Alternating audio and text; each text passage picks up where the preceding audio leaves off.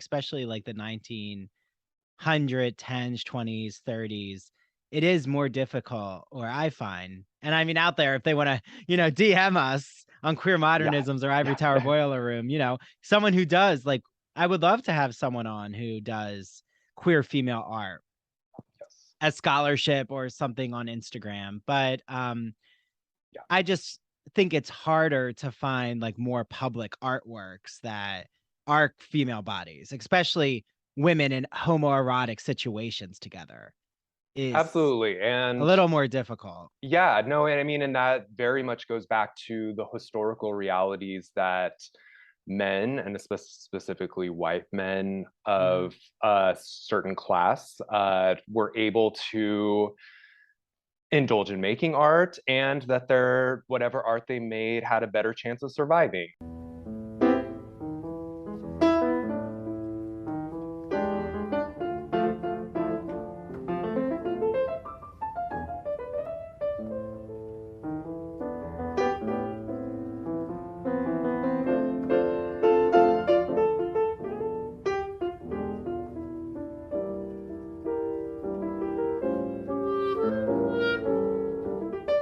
Hi, everyone. Welcome back to the Ivory Tower Boiler Room.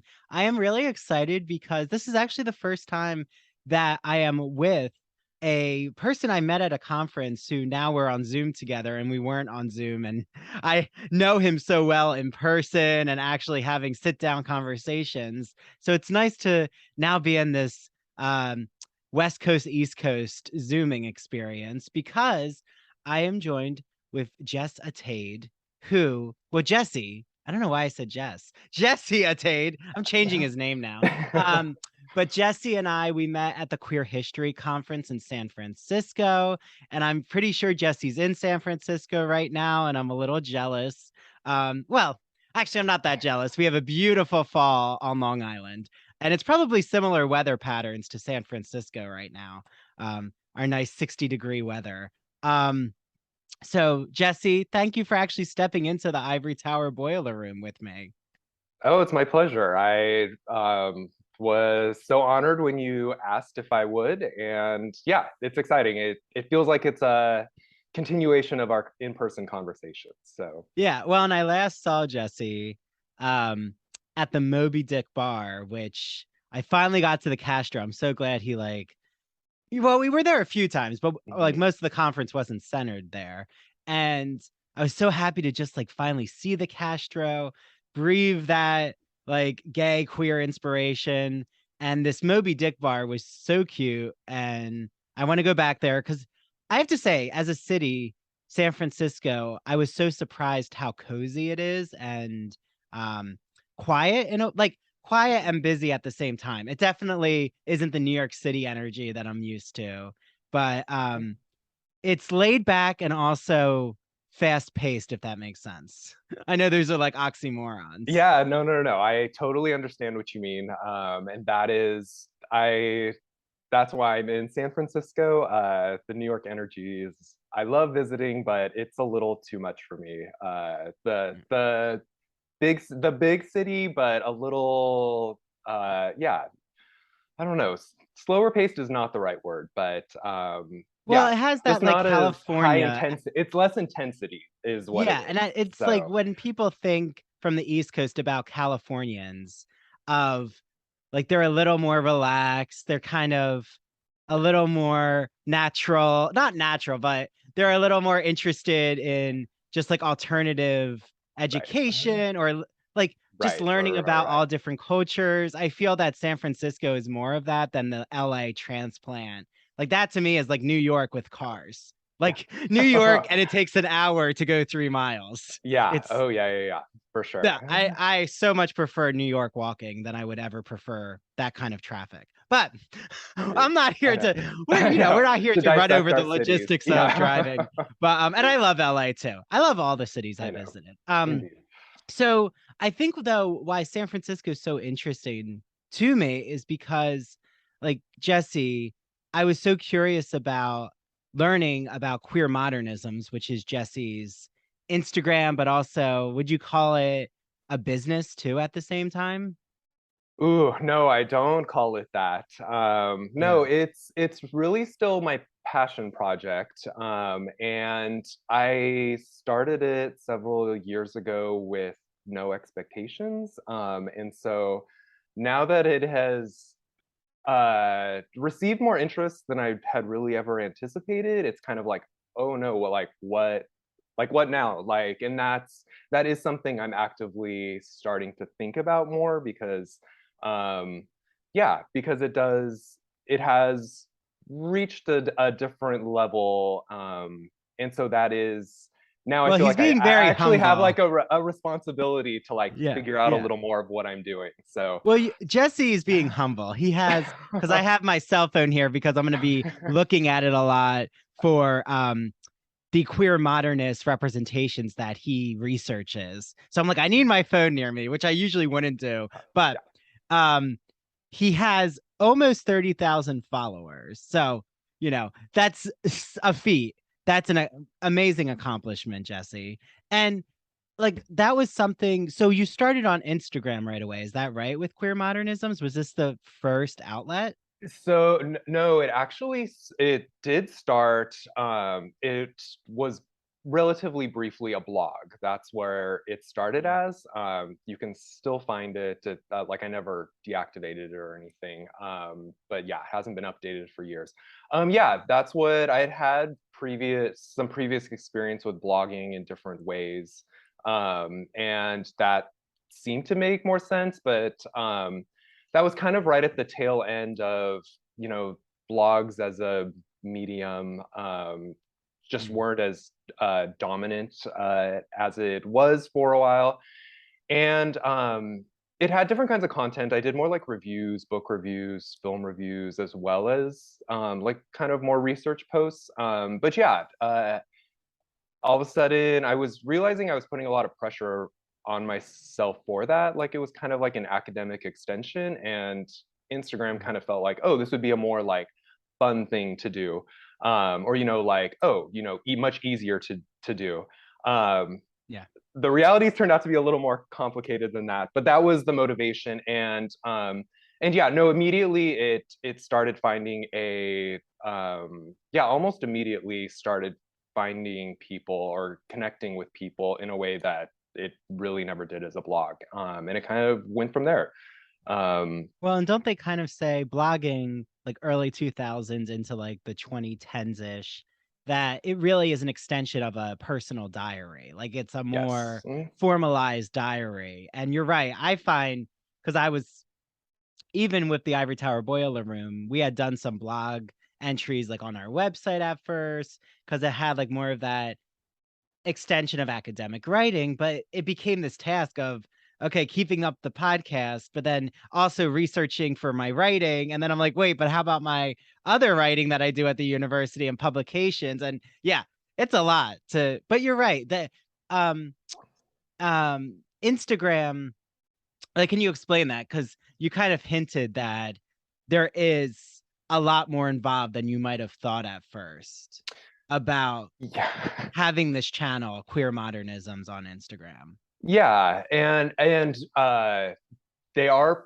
personally a lot of some of them are personally imposed. I Mm. do um, kind of have a standard that I started with, and now I feel very committed to um, of especially coming from like the culture of like Tumblr, especially was another one Mm. of or Pinterest or all these other ones where images and visual information just circulates very freely and often will be not attributed or wrongly or kind of partially in Mhm. the way that it's aggregated. And it was really important to me to kind of apply the apply some of the academic and scholarly rigor to this, even though it was supposed to be like this easier thing. So and that ends up taking a surprising amount of time to do. Whether and there's other things like there's so much I would love to post, but I will only do a high quality visual image or something like that. And that often takes a long time, or, I find something, but it's not high quality and it takes a long time to track down a higher quality version of that. Um, and so there's all these things. And so even a quote unquote simple post of an image and the attribution. I always, when possible, do like a title, name, date, um, and as well as the medium, so like Mhm. oil and canvas or anything, and then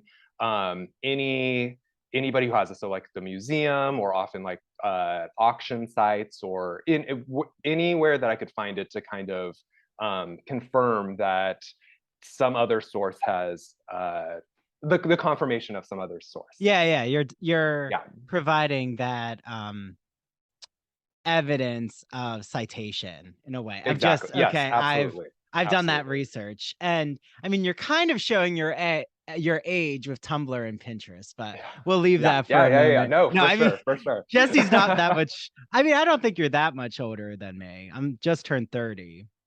Oh, I'm staring down my last months of 38. So Oh, okay, I'm well, definitely older than you. Yeah, yeah, yeah, okay. Because I was yeah. gonna say Tumblr was I Yeah, like, the tail end. right. I didn't really get into it, but I Yeah. was more of the MySpace person, and then Okay. all of that fell Same, through. same. Yeah. Yeah. Mine was more just putting music on there. But, yeah, so I think what would be really interesting is, like, how do you how do you envision queer modernism? Like, what does queer modernism mean as a, like, in this case, Instagram channel, but, like, what does it just mean to you in your own definition? Yeah, no, and that's a great question. Because as anybody who I mean, I feel like anybody who's ever engaged with modernism or just any kind of historical periods or these terms that we apply to periods of times to time is they're really they're really vague, or they're Mhm, kind of constantly they're kind of impossible to find, and modernism particularly is like an impossible um term to define. Uh, there's literally whole books written on what is modernism and trying to define what that is. So yeah. it really comes down to, a lot of scholars, when talking about it, have to come up with their own personal working definition of that. And the one that I initially, when I first started the account, the dates that I cited, which is listed on the account, was 1890 um, to 1965, which is kind of generally literary modernism. That's a kind of a large, depending on how you define it, like the longer Mhm, mhm, end of it. Um, and then not long after, I realized that for my purposes, actually switching to 1969 for like the Stonewall riots was actually a much more pertinent time frame for me, mm, uh, because I do, with the shifts in the the political and activists and all that, art very much changes after that point as well. And I feel like starting with the 1970s, it's kind of a very different it's a very different what can be expressed, what is expressed mhm. or shown or things like that.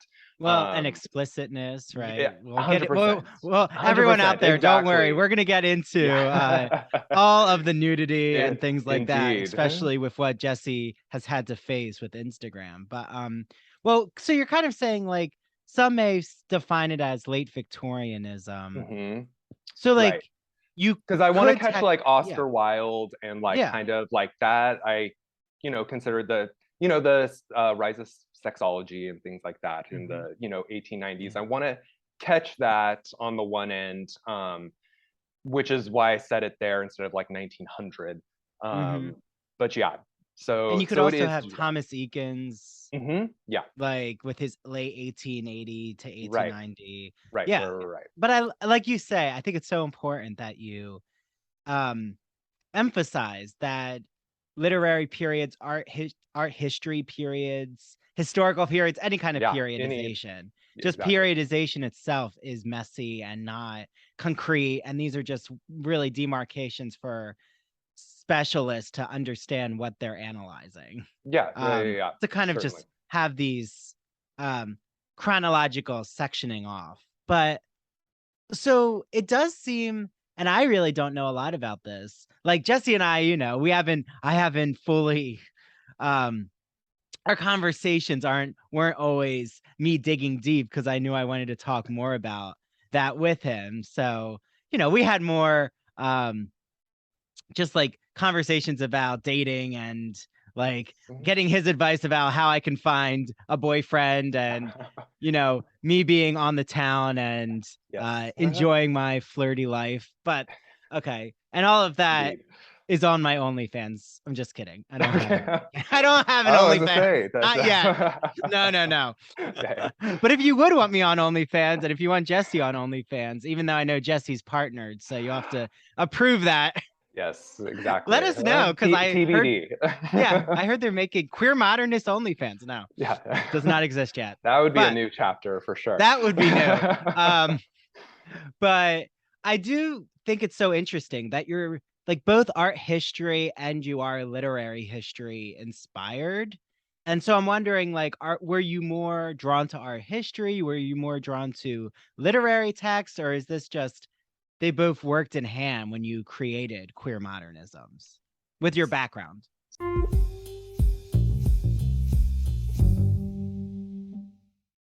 The Ivory Tower Boiler Room is so happy to welcome Broadview Press as our official sponsor. Broadview Press is an independent academic publisher in the humanities that produces high quality, pedagogically useful books for use in university and college classrooms. They publish in the humanities, mainly in English studies, writing, philosophy, and history. They always publish with an eye towards diversity. So there is a strong list of titles from women, people of color, and other authors from marginalized groups.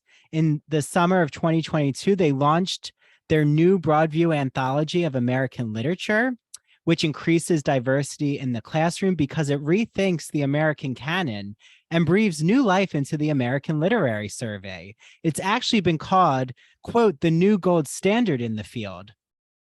I love using Broadview Press text in my own classroom at Stony Brook University. I can't wait to use the new anthology of American literature when I have the opportunity. And for all of you out there, Broadview Press has given us the official code Ivory Tower for 20% off site-wide on broadviewpress.com. Again, that is code Ivory Tower for 20% off. And now, a message from the Gay and Lesbian Review. Hello, listeners. This is Stephen Hemrick, the publisher of the G&LR, here with a special offer just for you. For those of you who aren't familiar with the G&LR, let me provide a little background. The GLR is a bi-monthly magazine of history, culture, and politics that publishes essays in a wide range of disciplines, as well as a slew of reviews of books, plays, and movies, and a number of special features such as artists' profiles and the popular art memo column. Each issue brings you consistently intelligent, lively, thought-provoking articles focused on a unifying theme and brings together the leading minds on the topic. You won't find a lot about the latest dating fads or fashion trends, though you might find articles about online dating as a social phenomenon or the gay influence on 20th century fashion. For example, the theme of the current issue is Queens and Kings, and it features an article by Andrew Holleran about Truman Capote's relationships with glamorous women, the women he called his swans. Now for the special offer. When you subscribe, you'll receive a free copy with any print or digital subscription. That's 7 issues instead of 6. Visit glreview.org. That's glreview.org. Click subscribe and enter promo code ITBR for your free issue. And as an added bonus, you'll receive online access to all archived issues of the magazine.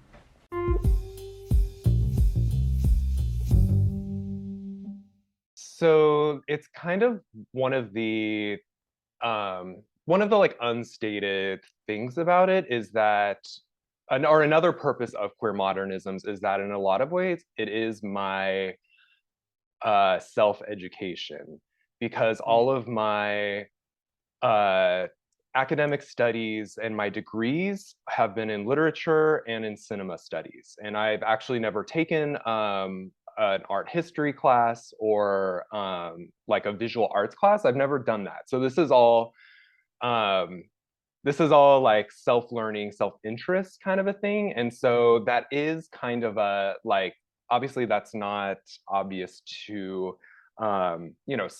someone who's not me doing this, but it is like very much tracking my own education on these things. Like I'm learning as I go along, and a big motivator of the account is sharing things that I have just found, or new information is like those kinds of things. And so yeah, it's a lot. It is sometimes a strange dynamic that, especially with literature, like tech Instagram is not a textual base. It doesn't work great. Like it's a very yeah, it's just like not a natural fit. It's a visual format.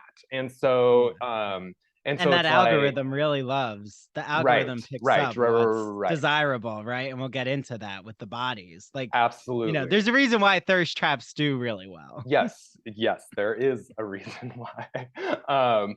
But yeah, it's curious that I kind of have to work against, or I'm not always utilizing or explicitly utilizing my actual like academic past.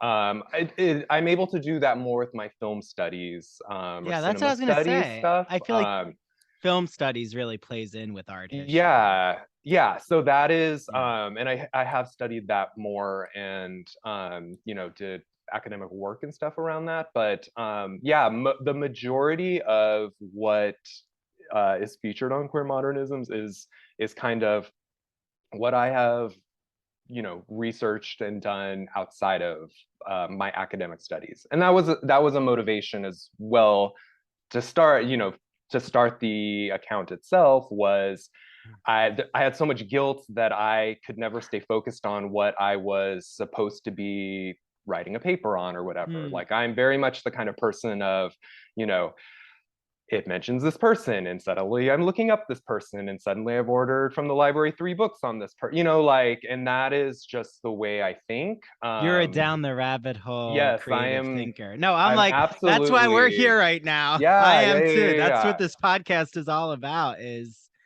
my mind just keeps going and going with different topics. But, Right, right, right, I right. have to So, ground my queer Whitman writing, but that's its own separate yeah, area that I try to keep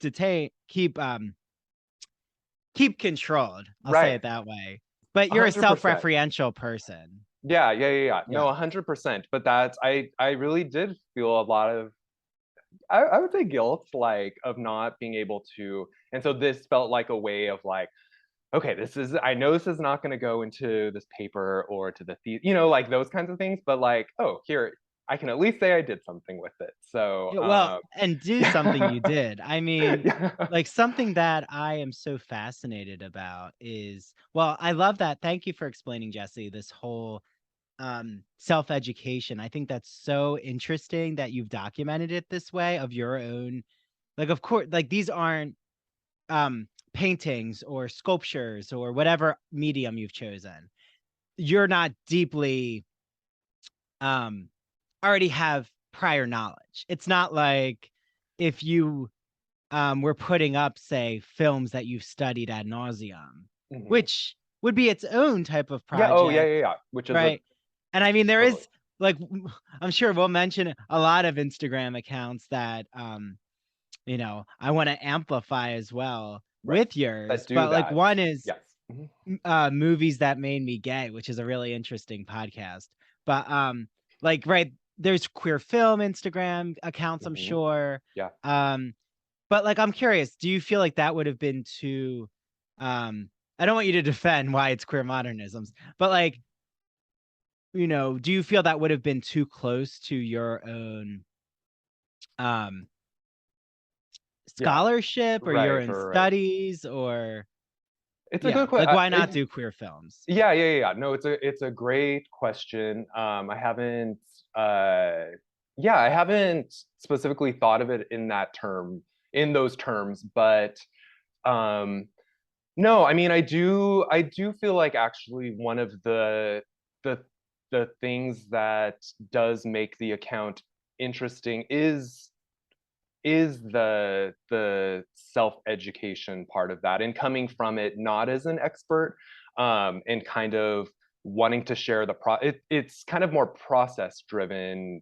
in that way, of like wanting to share it with people, or yeah, coming much more from that impulse um than sharing my expertise or something like that, which is Yeah. totally legitimate. And I love a lot of like, yes, I follow scholars and other people who are doing that. And that's what they use social media for. And that's a wonderful resource as well. And I'm so glad they're doing that. But um, I don't know, in a way, I feel like I wouldn't be able to sustain it in a certain way because my interests move around so much. Mhm. Um, that it just it wouldn't work well for me. I Yeah, don't think. well, and it probably, in my opinion, is like, and I'm gonna open my phone and give some of my Yeah. some examples of what Jesse, has posted. And it's so varied. And I feel like if you were doing more of it, say a queer modernist um Instagram of artworks, if it was like just queer modernist, but you're a scholar from that experience, it would Mhm. be probably much more narrow, more niche. What you're writing, you would really think about more in that blog kind of Right. um Right. mindset, or like, oh, this is extracted from my paper or a conference presentation, or and which, like you said, it's wonderful if that's how you're Yeah. interacting with Instagram. But what I've been so drawn to is just how many intriguing responses your Instagram followers and audience, like that your audience is so participatory. And I feel like sometimes when they think you're too much of a specialist, they don't interact as much, like asking Mm. questions, because they're like, oh no, this is the authority speaking. I'm Yeah. nervous. Yeah. It's even like when I teach Whitman, I try not to, like, I always say to my students, like, yes, this is something that I like focus on the most with my research, but like I'm not going to tell you how I'm approaching this in my own work, like in my academic, research mind. Yeah. But I just want to know your first impressions, right? Like, and that's kind of what I feel about your account is it's drawn such a wide array of followers. Like a lot of them are Yeah. not academics, right? Yes. So I don't know. I want, Yeah. how No, do and you reflect on all that? that's something, that was also a motivation for me, because I also knew that social media, um, I mean, it's definitely changing now, but it was more of reaching my age group and Mm, potentially younger at the place that they are, and that's like one of the appeal of social media, though. Also, mediums go out so quickly. Like, is Instagram even cool anymore? Like, where are the kids gonna go next? Um, they're but on TikTok. We yeah, have a yeah. TikTok. No, exactly. I mean, that's a Yeah. real, that's also a real concern as well. But no, it really, Yeah. I wanted to, I also love the idea that we're all, the reality is like we're all on our phones. We're all on our phones all day. We're scrolling through these things. And to like have also, for a moment within that, to have like a queer historical moment, or like Mhm. something, of that, um and that was really my motivation, and especially I'm really, I think that historical forgetting is a very real thing, and and that is for our age group, and I really do want to demonstrate to others that the queer past is not as far away as we often think it is, and that, you know, like especially like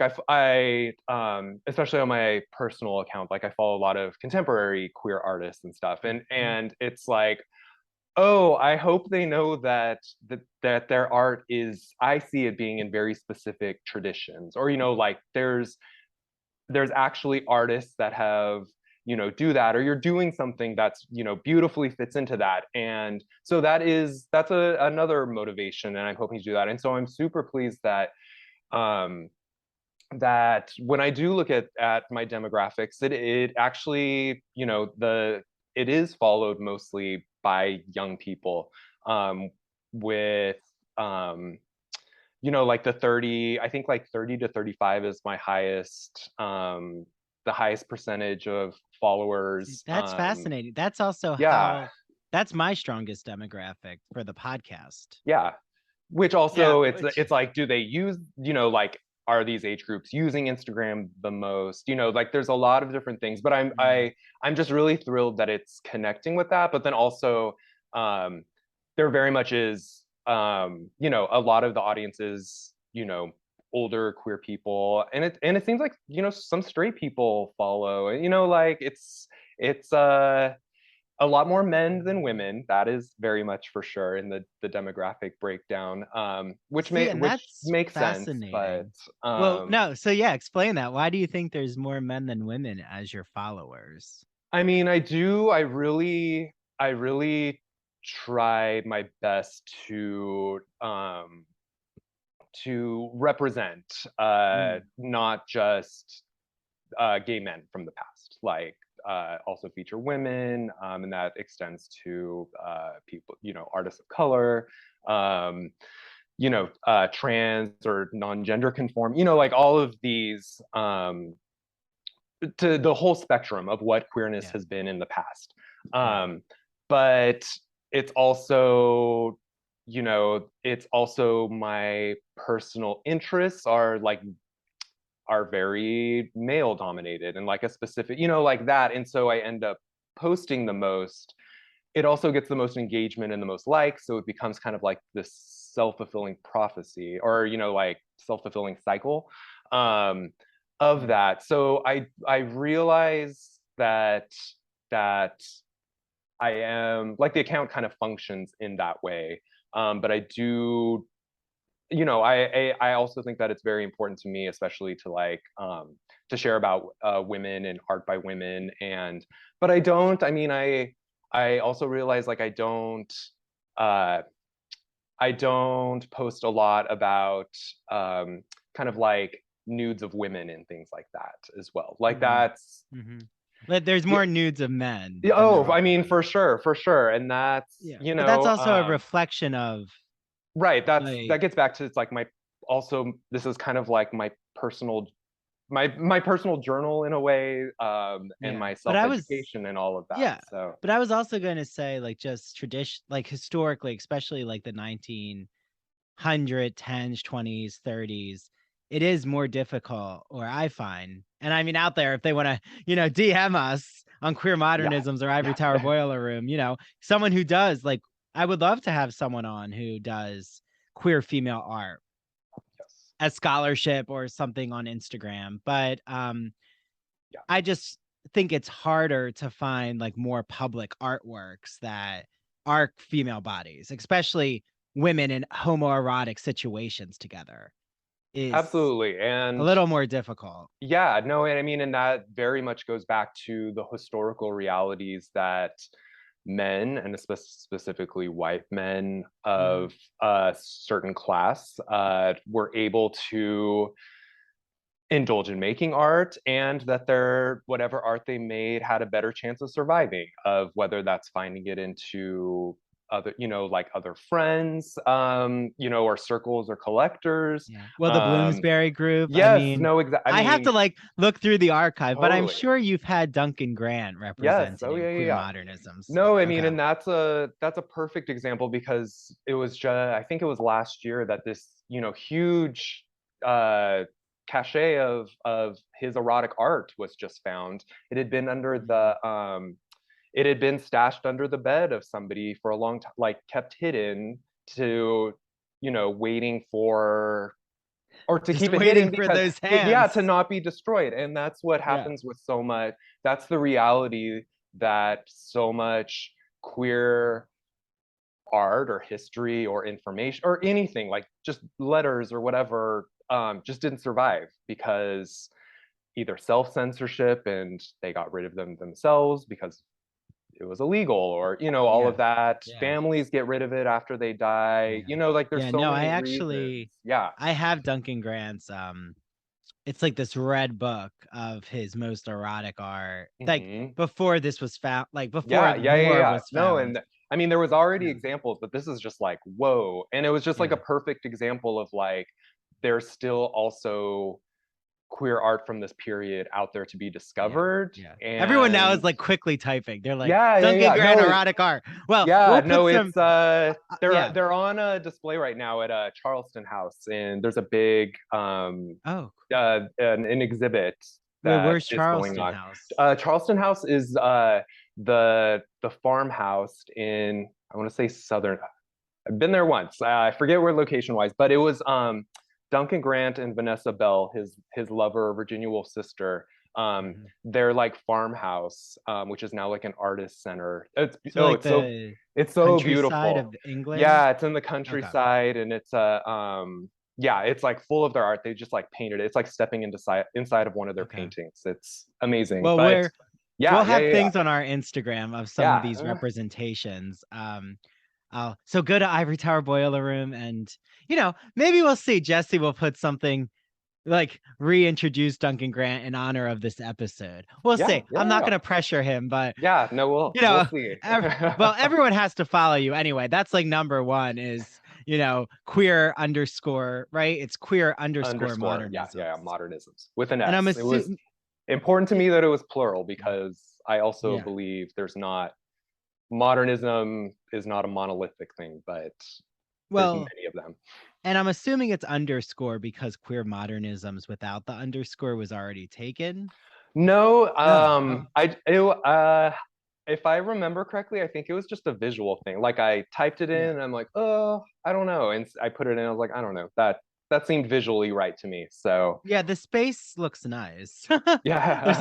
little Yeah, space. You're yeah, yeah, right, yeah, because yeah. if not, it like just all an Right. R and an M together are not that aesthetically pleasing. I don't know. Yes. Now I'm like we're talking about aesthetically pleasing No, that alphabet letters, this is but this is real on social media. You have to take into account all these different kinds of it things. is. Well, and do you remember? Was there one artwork that like just quickly ignited your social media with all these followers, or was it a gradual over the years building, like grassroots? Was it Well, grassroots or was it like a firestorm? This episode is brought to you by Shopify. Forget the frustration of picking commerce platforms when you switch your business to Shopify, the global commerce platform that supercharges your selling wherever you sell. With Shopify, you'll harness the same intuitive features, trusted apps, and powerful analytics used by the world's leading brands. Sign up today for your $1 per month trial period at shopify.com/tech, all lowercase. That's shopify.com/tech. Do you have a queer fascination with classic films? Ever wish you'd be transported back to that golden age of cinema as if you're in the movies themselves? Hi, my name is Christian Garcia, and I am the host of That Old Gay Classic Cinema. Join my friends and I as we travel back in time to that classic age of film and peel back the layers of how these films transformed our view behind the camera and into the lens of cinema. Make sure to follow my Instagram at That Old Gay Classic Cinema, and I'll be sure to save you a seat at our next showing. See you there. no, I mean it was definitely an organic thing over time. I don't know how some, and there's definitely followers who have like I know they have been there from the very beginning. And I guess I should ask how they found it. I don't know if it was through hashtags or what it was. Um, And I've never done like sponsored posts or anything like that. So this is all like completely organically test spread or developed in that way. Um, and yeah, so but it's a lot of social media and specifically Instagram is built in a way that kind of the larger you get, the more it's like a self-perpetuating, like it pushes it out, like recommends it to more people, and the The algorithm. wider Yeah, yeah, reach, yeah, yeah. So outreach. it kind of functions that way, and that is, but I do think a lot of it is from, yeah, people sharing the content or yeah, Spreading the word on their that's my sense accounts. at least. Yeah, yeah, Yeah, yeah, yeah, yeah. without Mentioning knowing you in for a sure. story is really helpful. Oh Yeah, yeah. yeah, yeah, yeah. And then Reposting reposting. Yeah. one, yeah, totally. So Yeah. Well, and do you feel like though, do you feel like you've reached like it like now has stopped at a certain number and like, and are you okay with that? Because I feel like right in social media world, it's like I just want to keep going and going with follow. Well, some people I guess don't care if it's their personal one, but right. like especially when you have a passion project or like myself having an entrepreneurial business, Hmm, you hmm. know, you want to have as much outreach as possible. Totally. Um, Yeah, you you want know, to find everyone who's potentially find your interested community in it. Yeah, exactly. yeah, yeah, yeah, yeah, Yeah. for So, sure. but do you feel like at a certain point now, like, okay, I've reached almost 30,000 and that's kind of where I'm staying for a while or Yeah, I mean it's and it was, I mean, I will definitely say the period, which was if I'm remembering correct, like through I think it was 2018, like the second half of 2018 through 2019, I very much committed to like posting every day and doing that. And that's another way that the algorithm rewards things. The more, the more regularly you post, the more it promotes it and stuff like that. That's where it grew the most for sure. Um, but yeah, no, I really, and it still grows slowly. And when I'm most active, it definitely, the numbers bump up. So it's still, and a lot of people unfollow. Like that's a reality as well.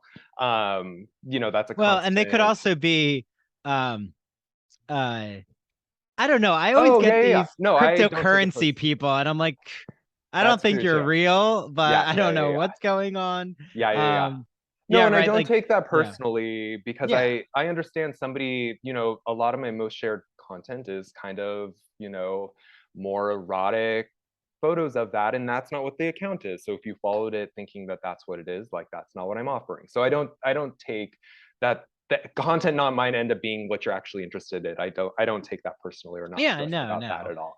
No, Um, it's part of the game yeah, of yeah, what yeah, you're yeah. doing. But it is something more that I've started thinking about now is there a ceiling? I have no idea to it, but also I've been so lucky that I have not attracted any attention that I do not like. Trolls, that's really something I've been very lucky. Homophobes, things like that. Like it is something that I always, is kind of in the back of my mind. And the larger you get, the more, negative attention you can draw.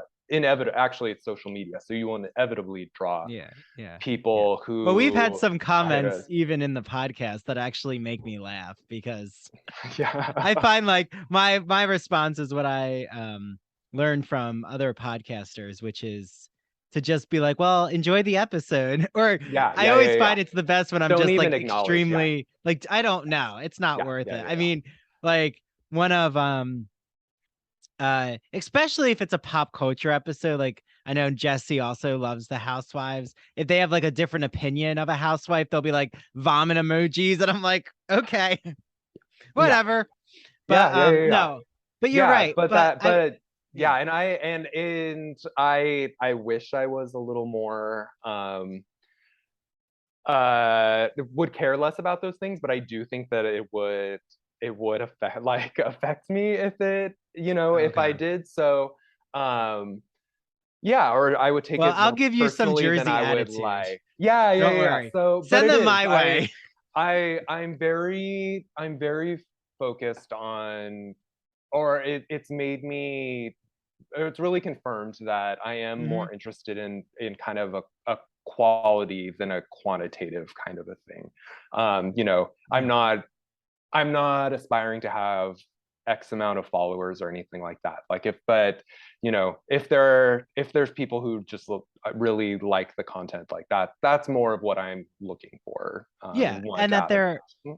and something that I love too that I see you always do, Jesse, is like say with well, we're gonna do an example. But like Okay. one of your recent ones that I've just been so drawn to is this like lithograph by Roland, and it's French. So I think it's Kailu or Kalu. Oh, yeah. Yes, Um the Janae illustration. Yeah. Mhm. yes. So what I love is um people will ask questions of you, and my favorite part is actually that engagement. Like I joked, the vomit emojis are very rare, but Yeah. I love like even Jesse's talking about listening to Ignacio. I'll shout you out because Jesse really liked your episode breaking the gay Yeah. code in art, which is another Instagram that he just started, and Yes. is very erotic, and I kind of want to use that as a launching point for a question soon. I'm giving Yeah. so much teaser. I'm giving this like this is such a sexual climactic tease. But what I love is just how much like care is taken to respond. And like you said, that's all about the quality of your post, your followers, like really being there for the community. And that means so much even to me when there's listener questions or they're Mhm. like, "Oh, I just got this book or I just watched this movie. This is my response." Like, right? Aren't those and so many don't know these artworks that you're exposing them to. That excites me when I see people interacting with you. Yeah, no, I mean it is really lovely. I'm always so grateful when it is. I wish that I could engage with it even more. Like I'm actually surprised that you're complimenting that because I feel like it's actually something I'm not particularly good at. Like people really, I just feel bad. A lot of people want to, I feel like engage even more like through DMs and stuff like that. And I personally don't have the bandwidth Yeah. to do that. Yeah. Um, Well, because and Jesse has a full-time job in yeah, addition no, I to mean, this. and Like that's we the other said, thing. Yeah, no, this this is your is passion project. I'm the only, Yeah. I'm the only one who does all of this. And uh and yeah, and I'm also, I'm a very sensitive Pisces that Mhm. yeah, like an intense introvert as well. And in my personal life, I kind of have to like not cut off contact, but I have to like withdraw and do stuff like that. And I really that's usually the reason why the account itself kind of goes quiet for, periods. And I've kind of accepted that that's just kind of how it's going to be But because it's it is, understandable if yeah, this because is it still because your passion it's once project, right? again it's That's reflecting my real yeah. life It's your as real life, and it's well. also Yeah. like you said, this isn't something I think it's so important that you as the content creator know that okay, I don't really want to make this into an entrepreneurial business, right? Because Right. then your Yeah, mindset, like I could tell you, things start to shift, and like there's an accountant involved and certainly. all other Oh, aspects, I'm sure. which is necessary. But what I am really, really excited, and as we are in the end of our conversation, we're getting to the steamiest, is like with Ignacio, he has, and I've done it as well. Like not we can have, but you can post like nude images, like nude paintings, or even some people can post photos of themselves and their butts. Like, I mean, Yeah. with male genitalia, I don't that definitely yeah, that's a no-no, everyone. Not that I'm doing that, but like you can get away with like a backside, but it does seem like the more followers you get, Instagram is more on the prowl to Yeah. cite your account or try to shut down those types of images. And yeah, I kind of want to get into like Jesse, has that happened to you? Has Instagram like tried to say like, no, this is too far, or even questioned your Oh, post. yeah. Well, you know what they say, if it's too hot, get out of the kitchen. But in this case with Jesse, if it is steamy, sensual, erotic, and getting hot, head to the Ivory Tower Boiler Room Cafe.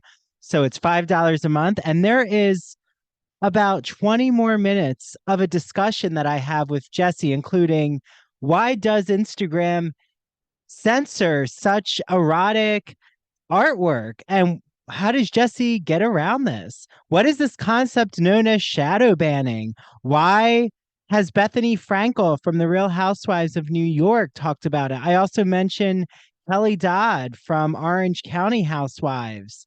And we get into so much more, including why Jesse has never really come public about who's behind the Queer Modernisms account. So Jesse explains why he wanted to keep his identity a secret. But what's wonderful is he came in here to the Ivory Tower Boiler Room, and now everyone knows who's behind queer_modernisms on Instagram. It is Jesse. So head to our Patreon to listen to the rest of my conversation with Jesse. It's like you're buying me an iced latte. I really appreciate it. $5 a month. It means so much to support the Ivory Tower Boiler Room. There's so many bonus episodes of our podcast up on Patreon. And you also get to message me, and I respond to all of you on there. And if you want to hear more discussions of certain topics, joining our Patreon is a great way to interact with us. Thank you so much to Jesse. I had such a wonderful time chatting with him. This reunion from our time in San Francisco and coming back here to the podcast was so wonderful. I can't wait to have Jesse back on again. Me know if you want Jesse to just come on, and we'll chat about homoerotic art, culture, film, TV. Let me know what you would want us to talk about, and I'm sure I can get Jesse back here. Okay. Thank you all for listening.